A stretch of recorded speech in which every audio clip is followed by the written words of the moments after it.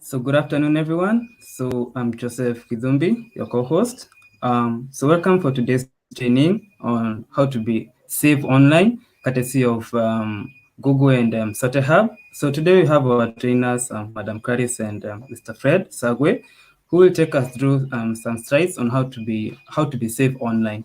So please do enjoy the session. And also I'll be sharing some Google Sheet on the comment section. Please feel free to fill in. There will be a feedback form and also another form whereby you fill in your name and your email so that you can receive a certificate so that you can show that you attended this training. So thank you. So welcome, Madam Clarice.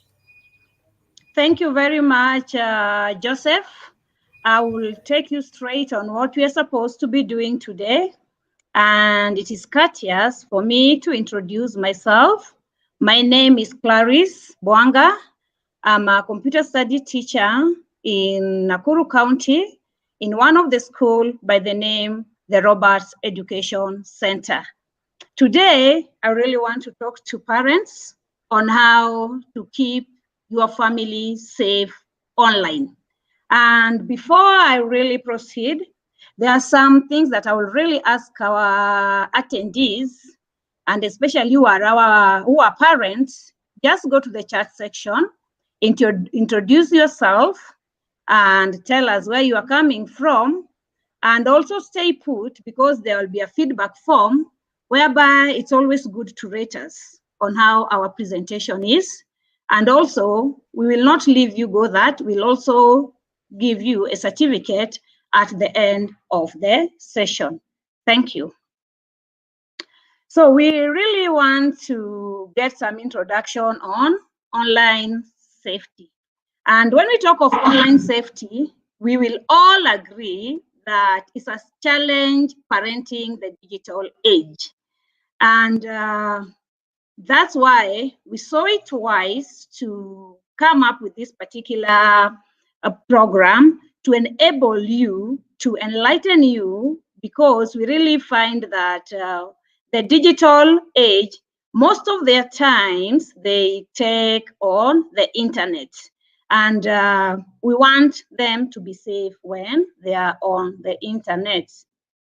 So there are some highlights that I really want us to draw, that I want to draw attention, and I really want us to all agree by the number of the online, how our children are online, and the age that we are really considering is the age between 15 to 25. So let me just say the age of the teenager, and mostly we are considering also the high schoolers.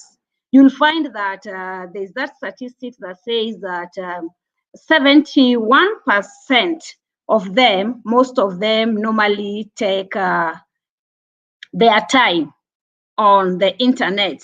So, and I believe, Joseph, as our moderator, you will just post those useful links that will confirm that actually what we are saying is very, very true as per the statistic that was carried by the UNICEF.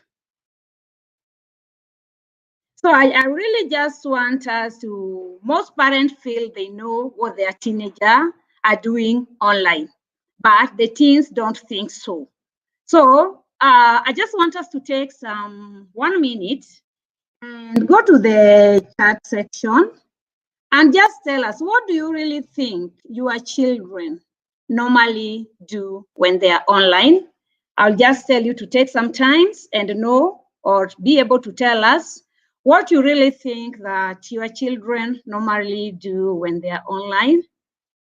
Remember, we want the session to be very, very interactive. So just tell us, what do you really think that your children normally do when they are online? Yeah, so we will just continue. And even as we continue, I think most of the answers that we are getting is that most of our children, what they do when they are online, most of them, they do gaming, which that one we can all agree. Some of them download Yeah, so even before they do those their gamings, they have to download, and others connect with their friends. So how do your children use internet? And what we have given you is just what we have just tried to think of. Most of them, you'll find that they'll chat with their friends, and you'll find that the percentage we have given you, and that is also something that was carried out by the UNICEF organization in last year around July. And being that this corona came, it is automatically that those particular figures can increase, because you find we can say they chat, 64% say they take the 64%, they use their time in chatting, some watch videos, other play online games. Yeah, so as our children are online, I know we have some concern. Yeah, we really have some concern what our children are facing on when they are online. So I really want you to tell me what are some of the concerns. Maybe you can write that on your chat section. Yeah, just tell me, what is your biggest concern you are facing keeping your child safe on online?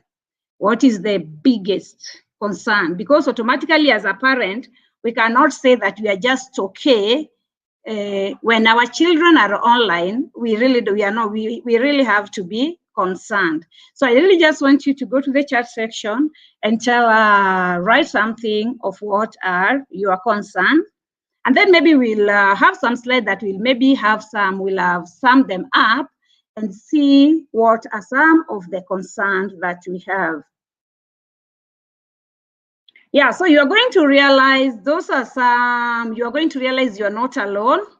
Yeah, you are not alone. And these are some of the concerns. What I've just projected, those are some of the concerns. Many more parents share the same worries and are searching for help. Because we'll all agree, and I'm also being one of the parents, I will agree that my child is more tech savvy than I am. You may be thinking that some things that you really think that you are expert, me maybe being a computer teacher, I may think that I'm expert on that, but I realize that my son is more tech savvy than I am. So we really need help, and that's why we did organize this particular program to be able to help our parents so that our children can be safe. And these are some of the concerns, and I think you can see them through. People can pretend to be online.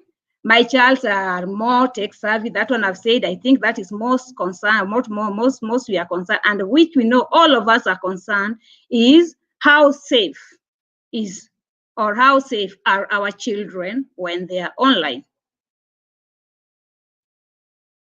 Now we proceed, like now, tech is an amazing force, and we really want to say that parents often forget the positive side of the technology, and they should embrace or reinforce it.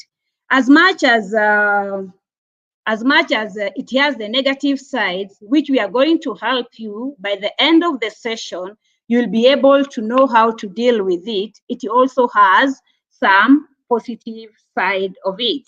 And just as you can say, most of that, and we can all agree, that is still the same. There was still a survey that was taken by the UNICEF around July last year. And we are all agreeing, because of the COVID, this particular percentage, like the very first one, which is the positive part of it, use the internet for homework and research. Remember, towards last year, we still had our physical school. So meaning that particular percentage will automatically increase because we all know that all our children are now doing what we term as online learning, or we talk of virtual learning. So the next one, you find they do research, and that one, especially when it comes with the university kids, and also create and upload their own music. which is very important. And this particular time, we are really embracing creativity on our children. So it has the positive side of it. So that was just part of introduction. And I will now give you the 3 agendas. The 3 agendas that we have now, we have setting digital ground rules for the family. That is our agenda, that by the end of the presentation, you should be able to set the ground rules for not just ground rule, but digital ground rule for your family. You should also be able to discover and manage family-friendly content. Yeah, which content your children or you as a family, you have agreed that will be posted. And lastly, protect your family online privacy and security. So up to that particular point, I think I will stop and allow Fred, my co-presenter, to continue with setting digital ground rules, and then I shall proceed. Thank you very much. Back to you, Fred. Thank you so much, Madam Clarice. I'm very happy of your presentation. And before I start, I could maybe do a brief introduction about myself. As you have seen from the screen and what Joseph said, my name is just Fred Sagwe. I'm a teacher in Kisii County, and we also advocate for Google for Education. Yes, Google for Education, products and services, and mostly on how it can empower teachers and the communities. That is the greater role. So for today, we are talking on how we can empower the parents and kids. Of course, when we talk about digital citizenship and literacy, we also take in mind that we are encompassing all people. So we are talking about the kids, teachers, parents. So this is a resource which is empowering everyone. Well, so today I'm taking on the what Clarice has said. The first agenda is set digital ground rules.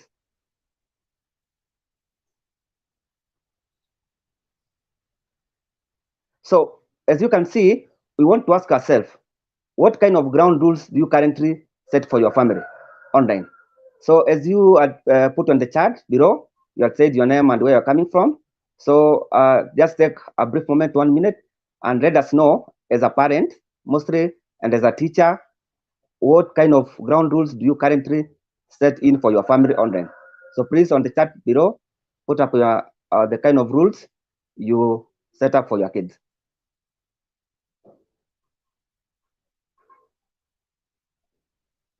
So we can see some options for digital ground rules. And most of us, we have seen how kids are having issues. So you find these days parents leaving kids to have smartphone, they jump from smartphone, they go back to the laptop, for example. From laptop, they go to a device like, let's say, PlayStation, and then they go to jump to the TV. So research has been done to show that screen time has effect on kids. And now this is one of the rules. So number one, you establish boundaries around screen time. That's one of the options. We are not saying that you are restricted to this one, but these are one of the options. So one is you establish boundaries around screen time. Two, you create family rules about what to share. That is very, very important also.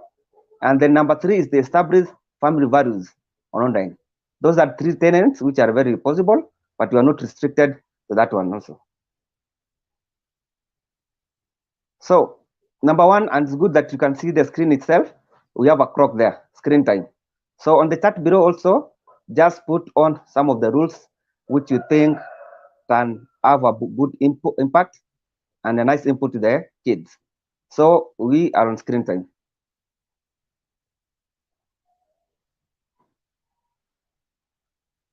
So now, as on the chat below, you can maybe let us know how you balance your screen time. And in particular, you look on the positive impact and the negative impact on how you use. You remember during this COVID-19 pandemic, most people in the world globally, from parents and teachers, we have been using devices. And that's why we are saying, now, for example, if you have a positive impact of a kid or a kid finishing completing homework, that's a positive value. And now to connect with the friends and family, that's also another nice value. And then we have also negative impact. So your kids ask to go to the device the whole day. That will have, of course, an effect on the sleep. For example, when the kids work with the devices up to midnight, and that is another effect. And then they spend less value with their others, so that there being a big effect on that.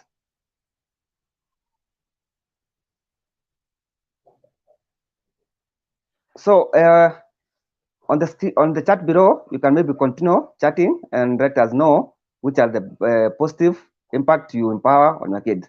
So we have Google. It was very fortunate for us to give us an hub and a platform for us to use as a parents, because most of us are parents as much we do other professionals. So we introducing what you call a family ring. So this family ring is a platform from Google which you can use as a parent to help you manage your kids' account. So Google has many products, not only smartphones. We have also Chromebook. A Chromebook is a type of a computer, a PC, and Android devices. So Google is helping you so that you can create an account specifically to control and manage your kids' account wherever you are in the world. So you will see on what to do. That can be like kind of a hub. You can also use login. You create an areas account for your kids so that you can manage them on the site they check, safe site, screen time, etc. Now you can have. We'll be fortunate to check on the control settings on what kind of the interface, how it looks. So the first step is that you have to create your Google account for your kid and then link it to your account. So you can do this one by creating a Google account. That is one of the master key. Actually, it's the master key. So when you want to do Google products, and the most important thing is for you to create a Google account. And the next step should be you visit the Google App Store so that you can able to download the Google Family Ring. So even if you go to the App Store, you can type Google Family Ring, and then it will on the App Store, Google App Store. I know most of us are familiar with the App Store because we download some apps like WhatsApp, Telegram, and etc. So it's possible for you to add to Google Play Store, and after creating the Gmail account, you download the Google Family Ring for the kids from the App Store. And then it's vice versa. You can also, if you are using an iPhone, you can also add to the app Play Store. Then when you open the hub, and then the children sign. But I know most parents have their password for their kids, so you can even also sign in for your kids, and then you start using their Google accounts, which is connected to the family app. So our next step should be how to set up on the family ring. So on the chat below, you can maybe let us know, do you think that by having this Google Family Ring, it could be an appropriate method or device which Google has set up to help you manage your kids, maybe screen time and other issues. So the first thing is that we want to check on this platform on how we can set up the family ring. So the app will then prompt the creator to sign in, and then the caretaker also is the parent to download, and then from there it will enable you to connect to the family ring manager. So we are still on the process of setting up the family ring hub.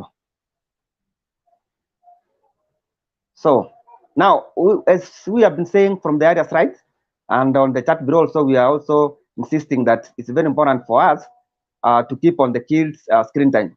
That is very paramount for us because of the proliferation of devices. As you can see, like in Kenya, almost actually 90% to 100%, we have smartphones, and smartphones is one of the used devices, and even kids we sometimes give to our kids to check in.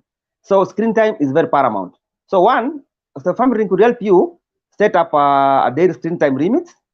It also help you to set advice bedtime when the kids are going to sleep. It also help you to set time limits, and then it also grant a bonus screen time for kids. Let's say you can give around 10 minutes, 5 minutes, and then it goes off. So that is very important for us to keep on the kids' eye. So you can see the family app is also helping us keep on eye on the screen and the kids' screen time. And then it can also help you to rock up so that the kids cannot be able to work on without okay, like if they want to exceed the time, you cannot get maybe a bonus time, so to just rock immediately the kids. So wherever you are, let's say even if you're outside the country, so this is a device which is not that is time like on allocation. So it's possible even if you're outside the country, you can be able to rock up your device. So it's time to play or whatever. It's able to help you take management of the kids screen time. So far, so good. So now, on the chat below, let's see, how could you talk to your children about screen time? So maybe some parents have put some rules, which we said is very paramount. So let's see on the chat below, what will be your way, which is the best method you have done, your modus operandi on managing your kids' screen time. So on the chat below, let us know on what is your modus operandi? What are the kind of mitigation efforts you have taken to manage your kids' screen time?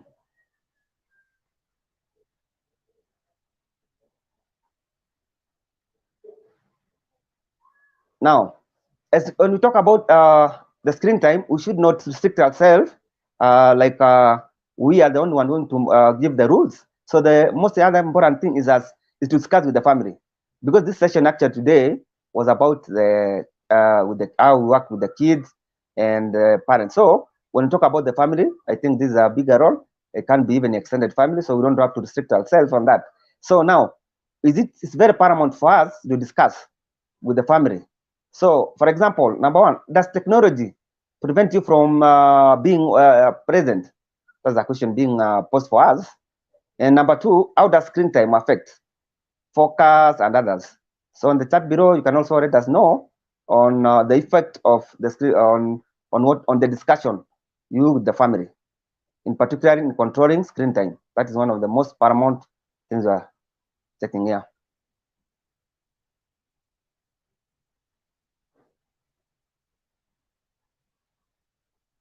So one, we are talking about sharing, and it's very good that you can see the tick for sharing. I know most of us, we are used to that tick.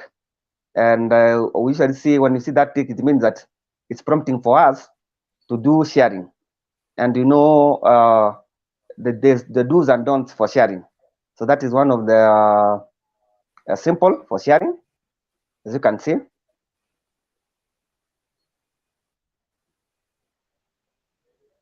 Now, what are your expectations about sharing? So on the chat below, let us know on what are your expectations when you think about sharing, because most of us are sharing. Of course, people do say about oversharing, but there's something which is like an ad at the click of the button. You have seen a good news trending, something going viral, for example. You need to share. So what is it? So what do you teach them? For example, number one, teach them about the digital footprint. So on the chat below, what do you understand by a digital footprint? Anything you type, you do anything online, even if you see a picture, a video, a file, a comment, all those, as long as they're on the internet, that counts as your digital footprint. And of course, there's this thing that it stays there forever. So number two, how do you minimize the compulsions? And number three, there's the issue of oversharing. That one, of course, will be discussed. And then there's a link below there, so you can take time maybe to check on it. It's well-being, Google Stroke Families. And then also we shall discuss about the responsibility for sharing positive content.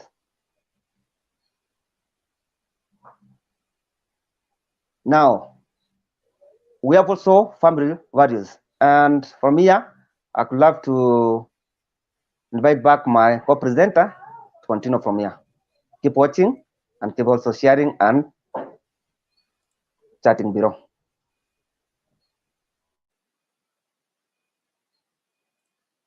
Winding up on the first agenda, about setting your digital screen rules.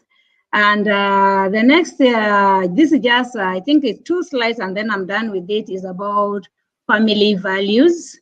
When we talk of family values here, I think the digital age has made it super easy to share information online when they are connected.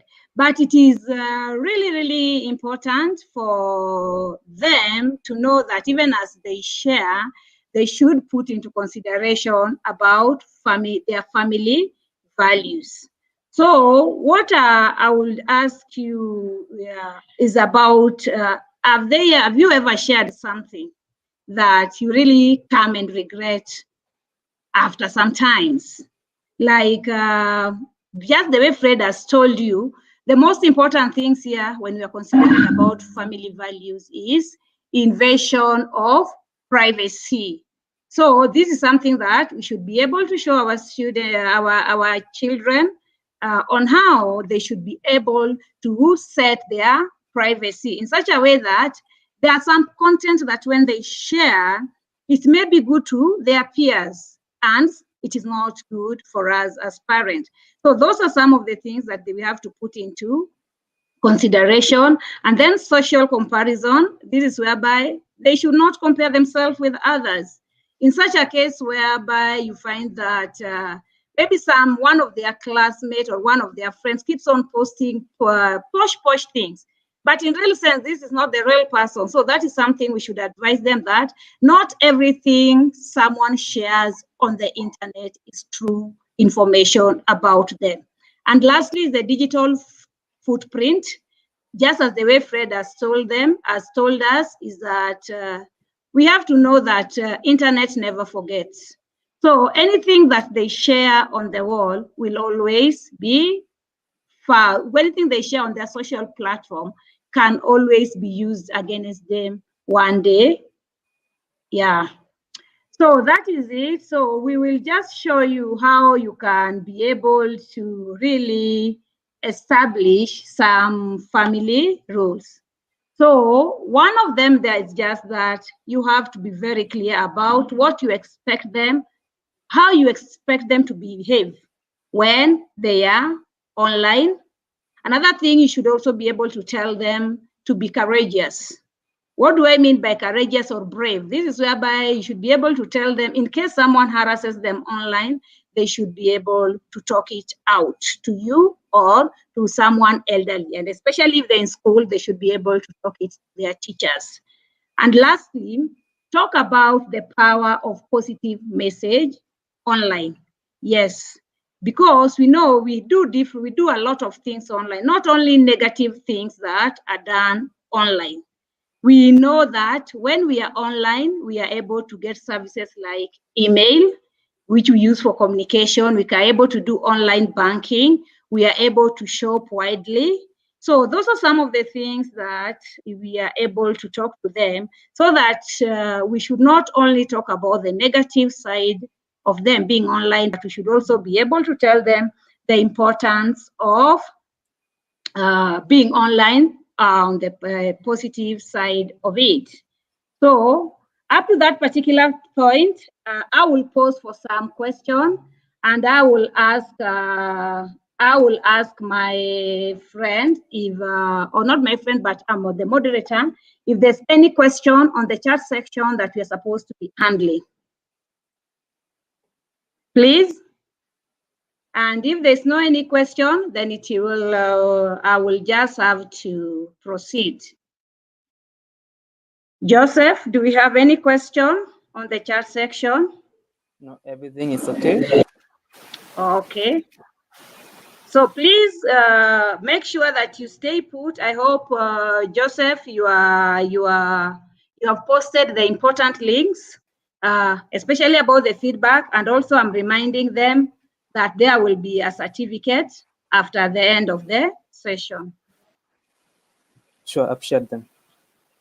Okay, so what we have now is discover family-friendly content. So here I'll just explain this section. We will demonstrate where possible the tools that you can be used to feed filter and control what can be seen online. So that is what we are really going to consider in this area. So what kind of content are your children exposed when they are online? I will pose to you that question, and I will just say you go to the chat box and try and get us what do you really find that your children are exposed to when they are online.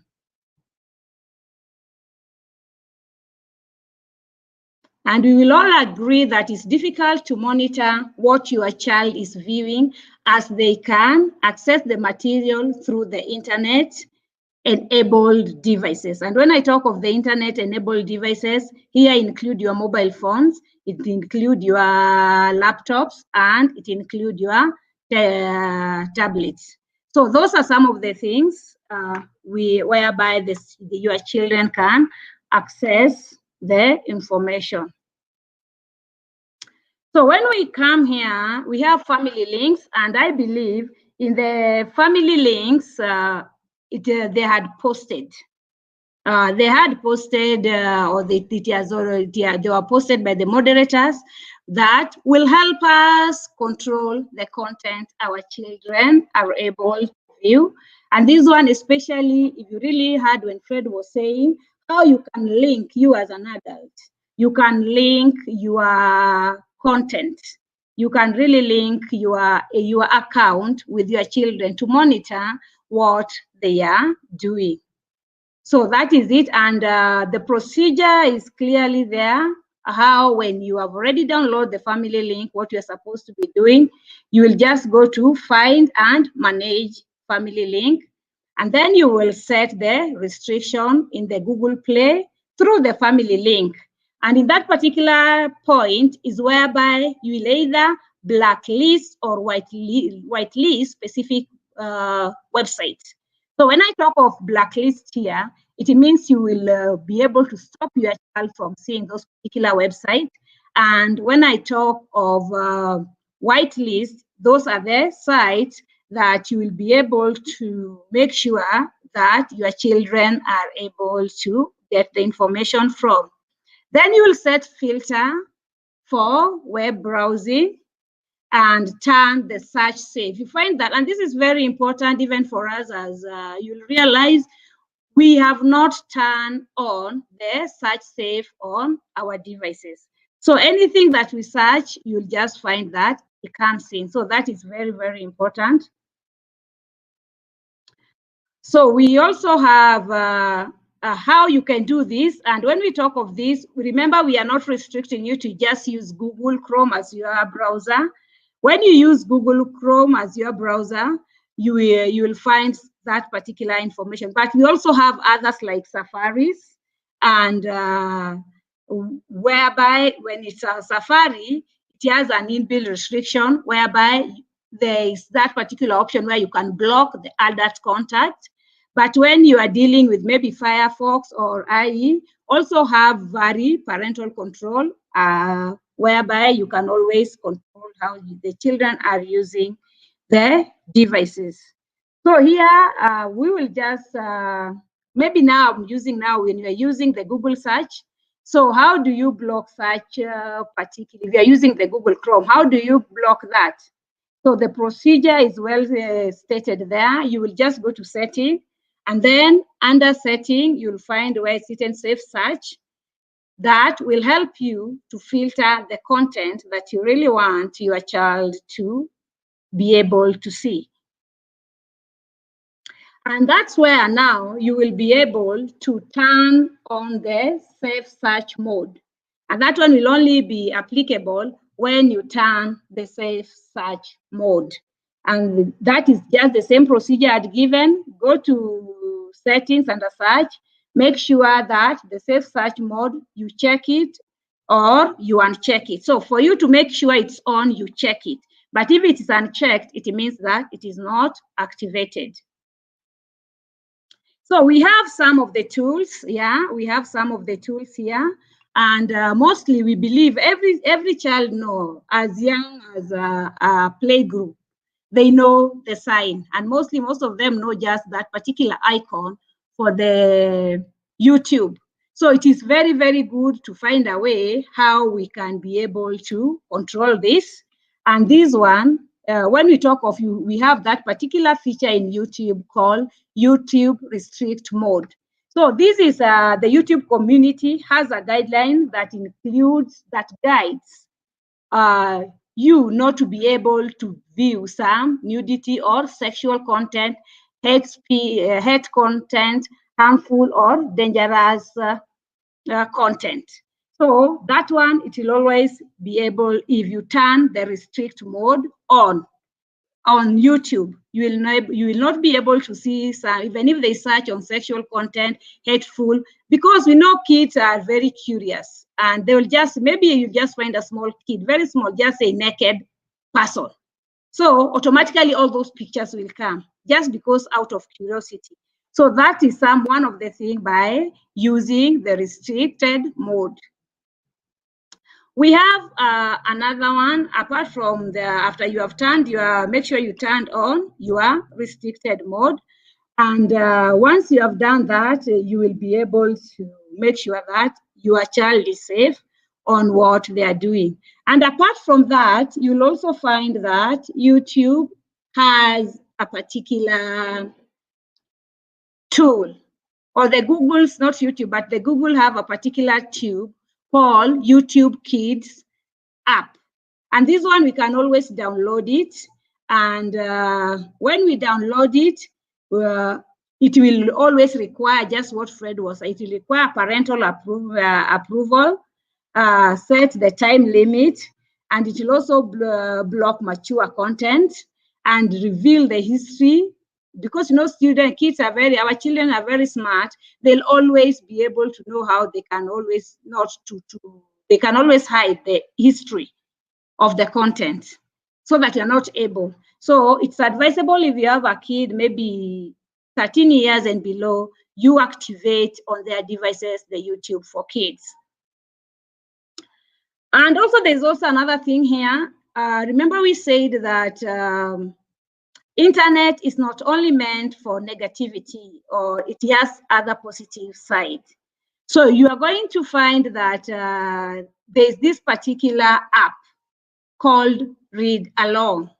So Read Along is an Android app developed for kids from grade 1 to 5 to help them learn to read confidently, anytime, anywhere, using their own voice. And it has the speech-based app. And when you're using it, it has the following benefits.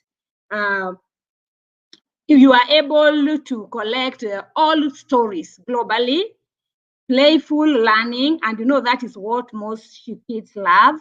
Get better, and it will get better every day. It also personalizes the profiles, and you don't need to worry about the child being online. Once you have downloaded, the child can work without being on the internet.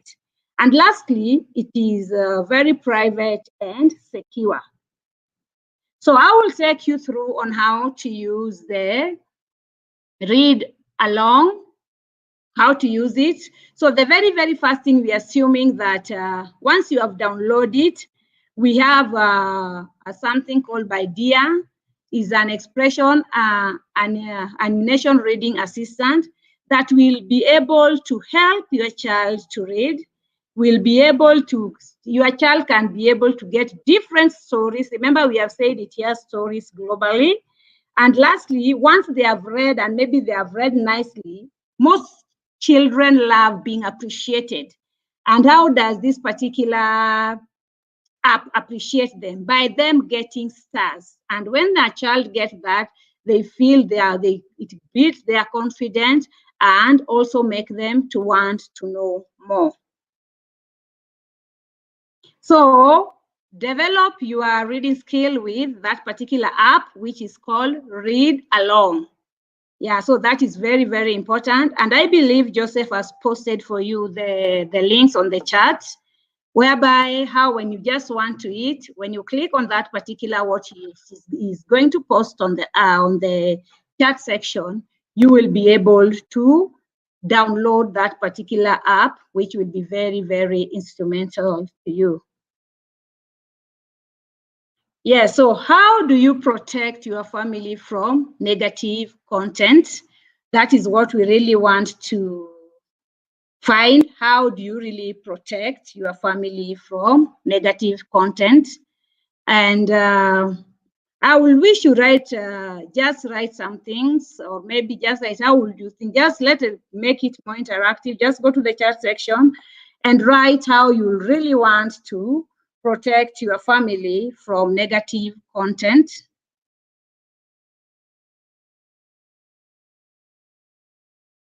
Yeah, so I will just say that the very, very first particular thing is that when you really find there's a negative, you don't just pump into it and start telling your child that, you know, this content is bad. Always start with having some, giving some ideas.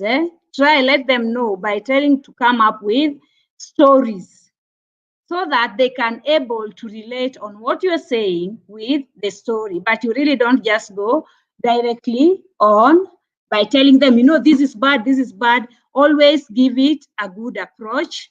And the best approach that you can always give it is by just giving them some story. And after giving them some story, it will always be upon you to start a conversation with them. So once you have started the conversation, after giving them the story, they'll start opening up. And now it will be very, very easy for you now find on how you are going to start up your conversation with them. Lastly, it's always good to advise your children that before they get any pop-ups or any link, they don't just click it. And remember, that's how the scammer, the hackers are able to attract our youth. And we know how that has always been trending, like about the 6 girls who had gone. It's just that the hacker was gave them some very insightful, very luring messages. So they just find any link and they click. So we should always advise them that when the deal is too good, think twice, so they don't just find any link and click on it. Supervise if you can. Remember, I've said supervise if you can, because it is very difficult as a parent, and especially if you're parenting a teenager child, for you to just go and check on what the teenager is doing. So it is always advisable that you supervise if you can. And how are you going to do this? You can try to be on the same room as when they are online, especially when they are just pretending you really want to see how the child is doing. So be with them, and that will really help you. So that marks the end of our second agenda on how to discover and manage our family content. Remember, our first agenda was laying digital rules for the family. So we are now going to protecting your family online. Protect family security and privacy. Back to you, Fred. Thank you so much, Clarice. Yes. So far, we have done the 2 most important agendas, and also we are coming to security, which I think it's very paramount. So we can just, if you have any question, please let us know on the chat below, and as we continue on our conversation. So we are doing protect your family security and privacy, 2 variables. So I think this is very important, and this is what is the most popular social media platform for kids.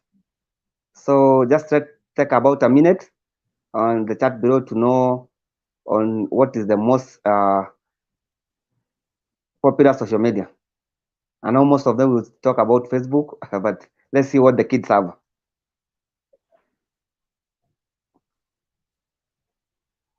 So as you can see that there is the increased use of mobile devices because they are portable. That is, of course, a major concern for us. And the broadband internet, of course, the internet connectivity. Sometimes you get, for example, even in Kenya, Safaricom is giving a takeaway to get bundles, and now it comes so easier.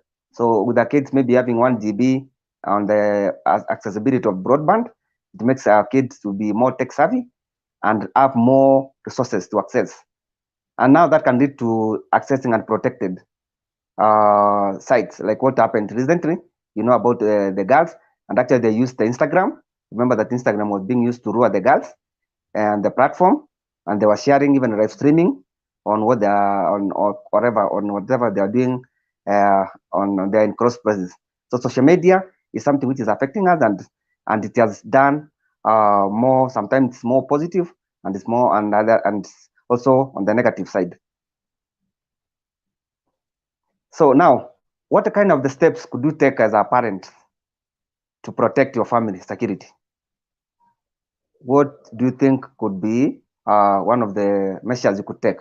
So one, for example, there's the danger for a stranger. And when we talk about a stranger, when we are growing up, when we are young, we are being told that when you don't trust a stranger to give you a sweet, or maybe to ask your name and other stuff. So that's the same thing happens in the online environment platform. So number one, there's the stranger danger. There's also identity fraud. There is like recently in Safaricom, there's this issue of celebrating their day, and the people were being told that there was a present for them, and they were so happy filling up their name. So people were asking your name, email address, and other things. So when somebody asks your identity number, your mobile number, and other stuff, so that is one way of having identity fraud, and some of Kenyans were being lured on that, and now there's also the issue of cyberbullying.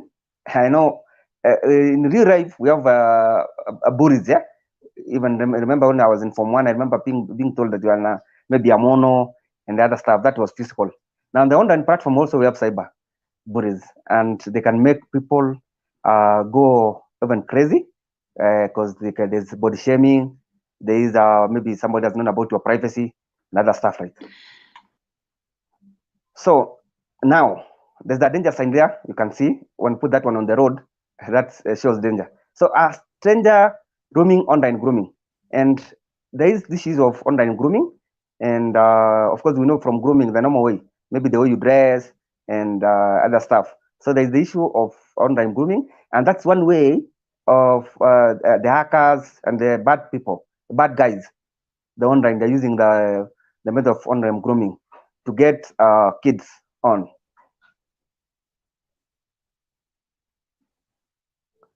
So now, what do you have to look out from strangers, and what do you have to advise kids to be when they are on the online platform? Number one, they should be very secretive on whom they are talking to.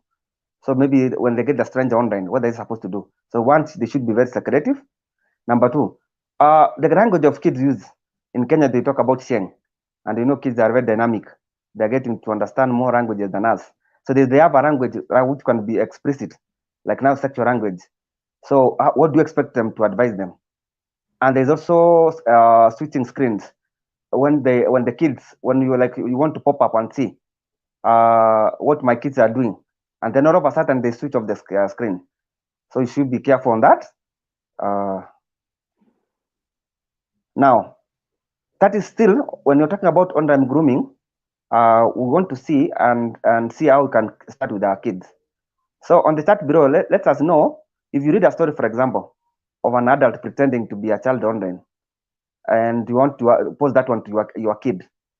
What could you advise your kid? Not actually even advising, just post that question maybe to a kid, and say you saw a story online, and then maybe that person who's pretending was grooming there, to saying that they are their friends. So what could you do, for example, in that area?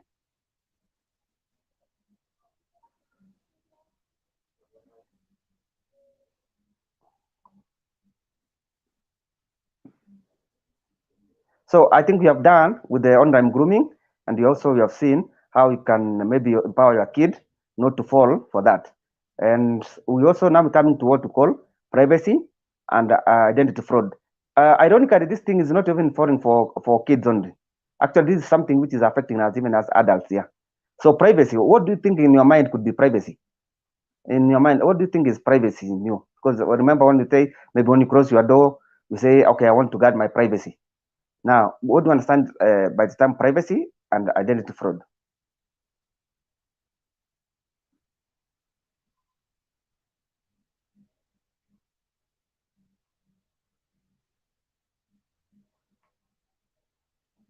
So I was saying that when you talk about privacy, for example, you are a good example of your name, and maybe your maybe something like your password, are you supposed to share, and such kind of thing.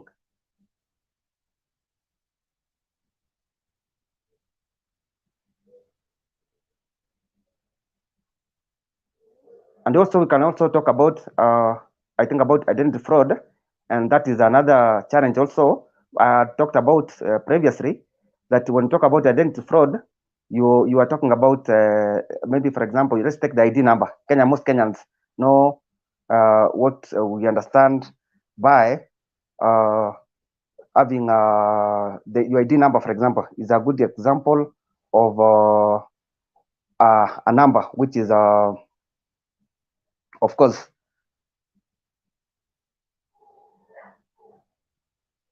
minutes.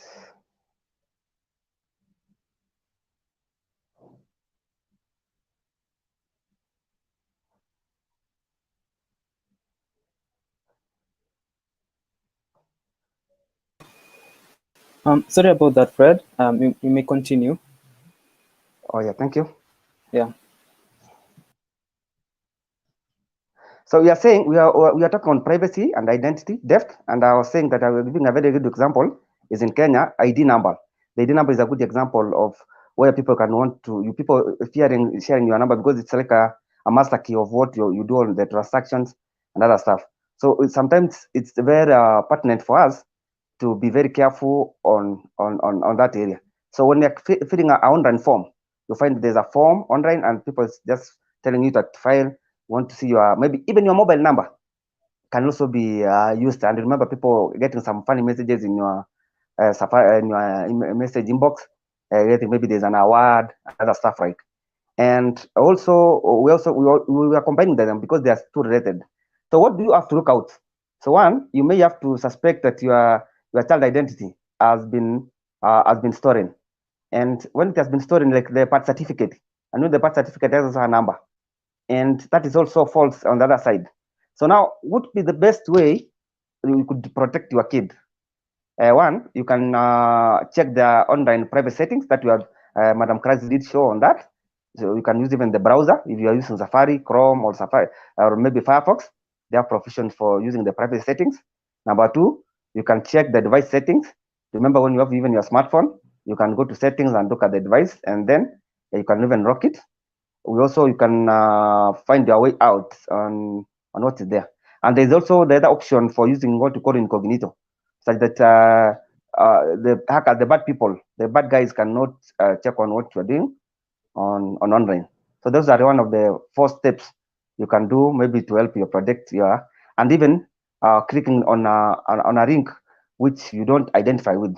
So those are one of the areas you should be following.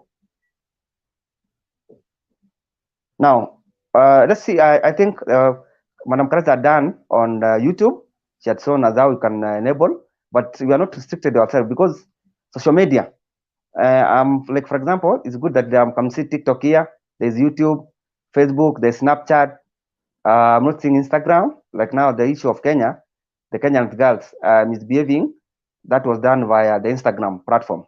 So yeah, but these are also popular. And Facebook, sometimes they say with Facebook is for adult people, not not for kids. So maybe that's something which is debatable. You can debate on that.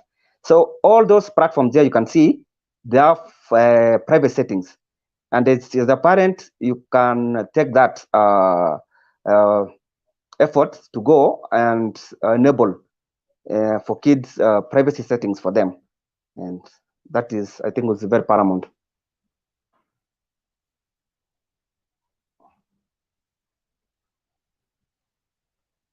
So let's see on YouTube. YouTube has a privacy settings, and let's just take a sample of it. So when you open the app and you click on the picture, you can see on the arrow on the screenshot there. Of the good thing is that the screenshots are just self-explanatory. So the moment you click private settings, there is a menu. There's a drop-down menu there which you can access, and you can click on the tabs which are there and change the profiles. Maybe from public to privacy, public to private, and all other settings you feel like they will be very paramount to your kids.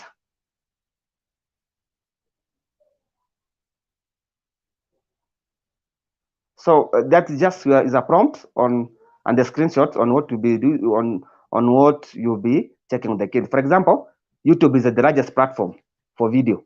So when the moment you want to access YouTube even for kids is the issue of watching the videos. So what type of videos are the kids going to see? Are they explicit? What can you do? Like for example, you said you are using the YouTube for kids. That is much better for us because already there's a setting mode which can help us on that area. So you can also select on those options on the tab, and you remember the keyword privacy. Then you edit it and put so that the kids can get appropriate videos which are corresponding to their age. That's very good. Now there's another issue which is very paramount, and it's more related also to the identity theft. We are talking about password, and that is one area. I remember most people like they used to put forwards before even they had put the rules for passwords. Somebody could just put even the name, the first name. You put your first name as a password. You can remember. Some only putting the year they were born. So like even our old pambas and home, sometimes they put the time they were born. So it's that one comes easier for that. If like you ask a parent, when were you born? Which year were you born? It comes easier because maybe that's what they see. So there's some rules which enable us to have a strong password. And on the chat below, maybe you could do like let us know what do you think could be the most appropriate strong password. On the chat below, let us know on the comment section which do you think are one of the best parameters of having a strong password, and that is one of the best security feature. So in here you can see you can make your password unique. That of course we know. You make your password longer. That's our more. Some are recommending 10 to 12 characters. Some are recommending that you use what you call letters combined with the numbers and symbols. They're also talking about paraphrasing. So all those make a password strong. So maybe in our next session, we'll be talking about how you can make on the kids section, on the teacher's platform, how you can make a very strong password. But remember, basics. Have maybe 10 to 12 characters. Combine your password to have names, numbers, and symbols. Or you can have paraphrasing. That's a sentence which is mixed with the other number system. Now also, and see, there's I love that one because you can see the symbol itself. It's more of showing that the thumbs down and cyberbullying. And we remember we are talking about cyberbullying. We were saying that this is very prevalent these days. And unfortunately, even in other countries, some people have even committed suicide who are buried. And when do about cyberbullying, there are many stuff. Not only that you have to talk maybe about the name of the person, tarnishing the image of a person. You also talk about even about body shaming, the many issues, instances. And it's good that you prepare your kids for this kind of scenario. And maybe you can check out below and see what are the kind of mitigation efforts to prevent cyberbullying. Now, of course, there's some research which has been done, and to see on what happened on we have 47% of children who are interviewed reporting that they have experienced cyberbullying. That's online bullying, but that's its preference. It's not that it's 47% all over the world. That depends on the accessibility of devices and the area of where you have encountered this one. So on the chat below, let us know what do you think cyberbullying is.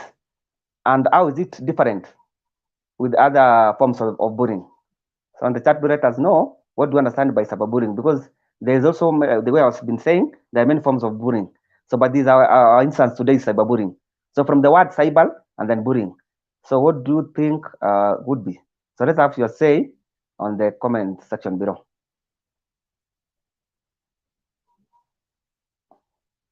Now, could be like see how bullying has changed.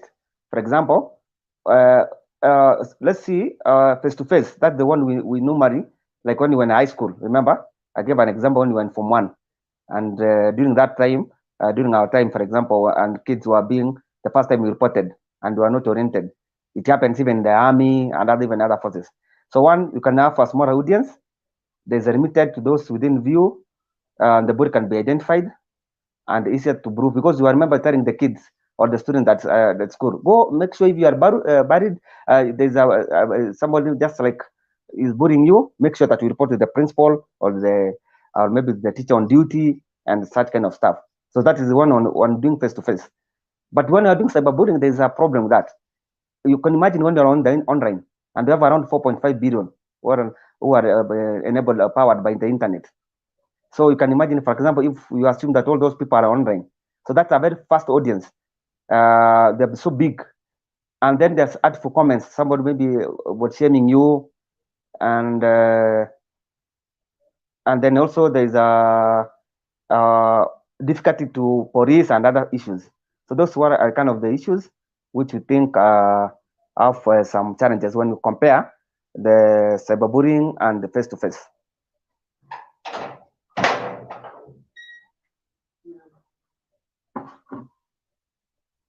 Now, I think let's see some of the familiar terms of which has to do with the cyberbullying. We have harassment. We have that's kind of the terms which people are talking about. You have people about drawing, following you, so many. You have grieving, outing, and I think the most common one here, the harassment, people know about it. And there's also trolling people, you know about it, just many people. For example, if you find something has gone viral and you see many people commenting in your section and maybe on the negative side. So I think these are the most popular one, the trolling one and the harassment. So, but all of those are there. So maybe on the chat below, you can let us know which do you think are the one which are the most different one.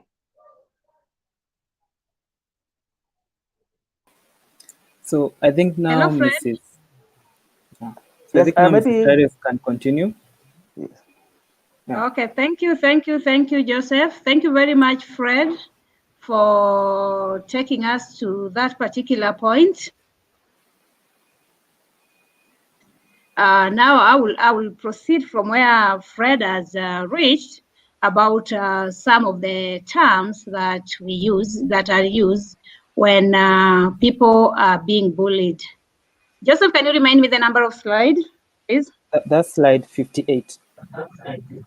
Okay, thank you very much. So just as Fred has said, these are some of the terms that you will always find that when somebody is being bullied online, these are some of the terms that we are supposed to be very familiar with.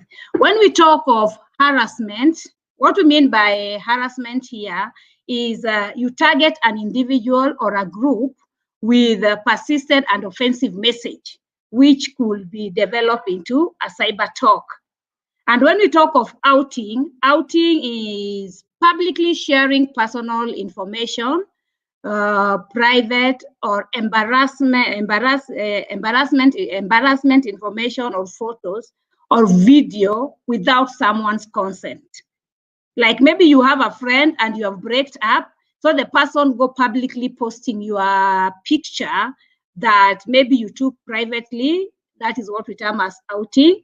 When we talk of trolling is deliberately posting provocative and insult message about sensitive subjects. You know, there are those some sensitive subjects that we are not allowed to talk about, like somebody talking about racism. That is very, very it's very, very bad. And then we talk of bantings. When we talk of that is not, maybe this is mostly what the children do. they normally think it's not very serious. But according to them, it's funny, but to another person, it's not funny. And we also have what we term as roasting. Roasting is ganging up an individual. Maybe you are in a WhatsApp group and you meet in sidebar, and then you just decide to gang up on one individual online by sending offensive message as per that particular individual or insulting that individual. And lastly, we have what we term as grifting. This is whereby abusing and angering people through online gaming. And this is very, very important with our children, especially when they are playing. So we will encourage you that when we are advising them, remember we had said when we were talking about the family values, we should avoid them at all costs. They should not be found in any of these. They should not harass. They should not do the outing. They should not toil. They should not bat. They should not roast, and they should not grieve somebody. Yeah, so we have what to do, what to look out for. So when we say there are some things, and I believe there is a link that has been posted on how, when you really want to know that your child is going through cyber bullying. So, or online or cyber, when we talk of online bullying or cyber bullying, it's still the same thing. You'll find that your child was so much fond of using electronic gadgets, and almost the child just decided does not want to use that gadget. And then maybe the child becomes so nervous and jumping some of the characters that your child was not having. And lastly, the child become reluctant to go to school. So, or maybe take part in usual social activities. Like maybe your child was in a particular virtual online class, and all of a sudden the child tells you, Mommy or Daddy, I'm not really interested in that class again. And the child is not telling you. So those are some of the signs that you should be able to be joking, you should be able to note. And once you have note, you should be able to take appropriate action as a parent. So we have what we term as do's and don'ts. Yeah, how to talk to your child about bullying. Yeah, one thing is find out why. Don't just start roasting your child you also by telling, I told you that don't get into internet and all that. Try and establish the facts around the incidents that keep on when they keep on opening. Talk through. What I mean by talk it through, talk about the issue by telling them about the uploading and sharing of the content, because it's funny, or it might be like most of them were doing it for fun and it end up hurting another one. And then teach by example. Model and encourage positive behavior in your child and praise them as they take this on board. Another do is learn from it. Let the children not really take that one as it was really bad. Let them learn from it so that next time they don't really fall into trap. And then we have don't. Don't number one is don't get upset when they tell you. Always we say when it's always good to be silent rather than to go and talk of sorry later. Don't ignore. When they talk to you, don't really ignore their issue. Can you give them an hearing? And then don't condone it. If your child was cyberbullied don't really allow them to hit back. Yeah? And lastly, don't take away their device. Now that because they told you they were online and there was that particular incident, so the best way you will find as a parent is now I'm taking that device so that you cannot be bullied. That one will not be helping the situation. What are some of the ways that you will bring up bullying with your child? Yeah, so I just want you to go to the section, the chat section, and tell us what are some of the ways that you'll bring up bullying with your child. How will you do some ways that you'll bring up bullying with your child so that we know what you have really learned?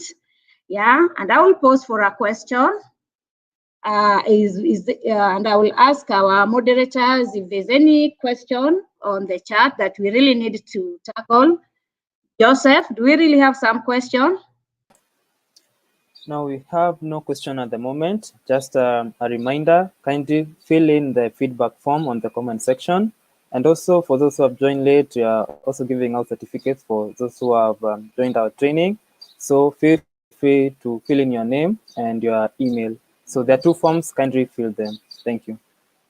Okay, thank you. There is that. The easiest way how to be safety, how to explore safety online. Just go to your search engine and just type the way it's written, safety.google, and it will give you all what we have been doing here. And you will find that your child will be safe online. And lastly, be internet awesome. This is you as a parent. You really have to be smart. When I talk of smart, advise your children on what they share. They should be sharp on what they share. That is, they avoid oversharing. Another one, they should be alert, not opening any link anyhowly. And that's why we say don't fall for fake. So that is whereby we say you will be able to avoid the phishers. Another one is, Fred has talked about it, is strong. And when we talk of strong, this is how to create your password of your devices and of your account. Remember, we normally say password is your first line of defense. And lastly, to avoid what we have just talked about, is they have to be very kind. And when we say to be kind, is they should be able to treat others online the way they are expected to be treated. And lastly, they should be brave. In case they found things that are not good, they should be able to speak it out. So that is Be Internet Awesome. And those are some of the links whereby, because maybe you might have joined us late, so those are some of the links, important links that will help your children. Like when you just write beinternetawesome.withgoogle.com, you'll find the information that to help your children and then help to be able to parent them. You'll find that link down there. I hope those links are being posted by Joseph, our moderator. And we have Digital Wellbeing Guide Family. That's still a link. We are still just trying to help you so that you can be safe. And then tips to engage with your children. And it's just like a recap of what we have been doing. Talk early and talk often. Choose the right time, that is the screen time. Open up and share to create safe space for your children. So those are some of the tips that you should be able to master. Yes, we have some resources here, and the resources that we have is Google Digital Wellbeing Guide. That there's a web. When you want your child to enjoy or entertain themselves with YouTube, go for YouTube Kids.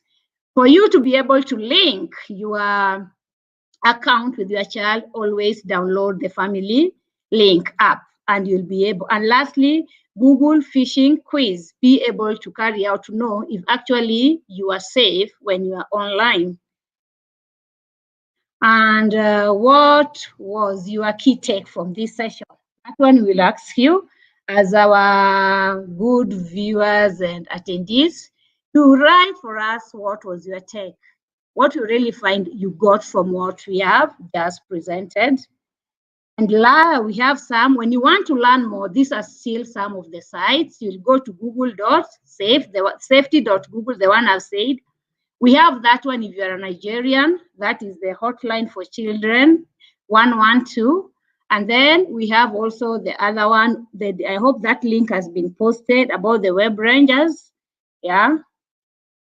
And for Kenya, we have 116, that is the line. And for children, online protection initiative, we also have the particular website there for you to learn more. Yeah, so those are for children online. You can still copy them there. Which line do you report when you realize there's some cybercrime? We have also there. And lastly, the web rangers, we have their links down there. And for that reason, I will say thank you very much for being able to listen to me and also to be able to listen to us as we were doing our presentation. Thank you. Back to you. Back to you. Back to you, Joseph. So thanks a lot, Madam Clarice, for the great session, and also Mr. Fred. So I can see on the comment section there is one question. Maybe either of you can answer. So let me check it. So this question from Gaming Mamba. So how can a person know a legit site? Okay, I think I will answer it, and once I've done it, I think Fred will also maybe try and add something. When you really want, we have those steps that you really want to know a fake site. There are several ones. So number one, always check if in the URL, that is the Uniform Resource Locator, the HTTP has an S, and that S stands for legitimate and secure. And next to it, you can also check if there is a padlock, meaning that the site that you are opening is safe. Another thing, also check on the content, check on the format. You may find that maybe somebody is saying that offering free tuition, but at the end of it, when you see the format, you see some funny dance. Automatically, you'll be able to see that this is not really a real tuition for your child. So you also need to verify the source. And lastly, I will say you have to be skeptical. Don't just trust anything on the net, on the internet. And lastly, maybe if it's a site, also check on the dates when that particular post was done. And if it's an image, there's what we normally term as reverse image search. Please try and do reverse image search. Thank you, Fred. If you are able to proceed and answer the question. Yeah, thank you. It's like you have done what was the first. The first thing is, of course, you have to check the URL. And Google has, in a few years' time, is putting that all Google searches should start with HTTPS. So you don't have a situation where you want to have a website which is having HTTP. Or if you have it, it just directs to HTTPS. And the issue of bedrock, it should be a greenish one. The color is greenish. And also you check how it ends. For example, .com, .co for a country, that domain name. And also when you should also use Google search. If something's trending and it's legit, then you should also search on the Google search bar and see if that place is known. If otherwise the ranking algorithm for Google could just show up if there's a link which is almost people have been like visiting, it just puts it on the other ranking. Thank you so much for those who have attended, and the session was good. Thank you. Nice. So thanks a lot, Mr. Fred and Madam Clarice, for taking us through on how to be safe online. So thanks a lot for that. So for those who haven't yet filled the forms, kindly check on the comment section. I've pinned the form for the certificate. Just go on the comment section. I've pinned it there at the top. Click it and fill in your name and your email so that I can forward you the certificate.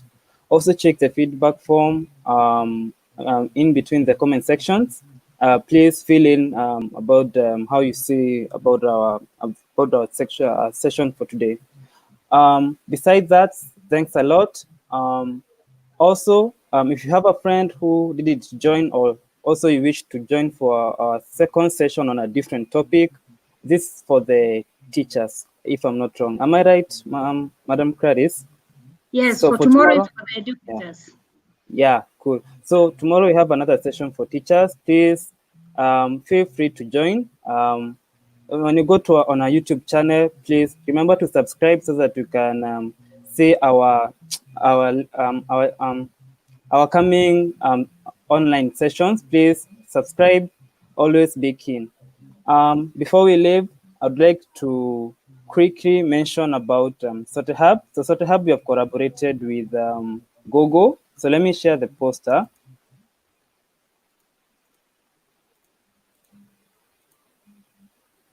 So SoteHub, we have collaborated with Google to provide Google for Education. This is for schools. So as you can recall, right now it's a COVID period. Most of the students are at home. The teachers are at home. So it's a little bit difficult for the two of them to communicate. So we have collaborated with Google to provide a Google for Education package. So this package includes some tools that will enable the teachers in schools to collaborate with the students back at home for easy communication, to give assignments to the students and mark them. for easy online sessions. So with all that is packaged on the Google for Education package. If you know of any school that is interested, or you have a school that needs this package, please feel free to inbox us, to send us a mail at info@sotehub.com, or call us at 0721 47 42 86. Thank you. So the two forms will be available in the next 30 minutes. If you haven't filled, please feel free to fill in the next 30 minutes. Then it will be closed later on. So thank you all for your great time. Thank you. Bye. Bye-bye. Bye.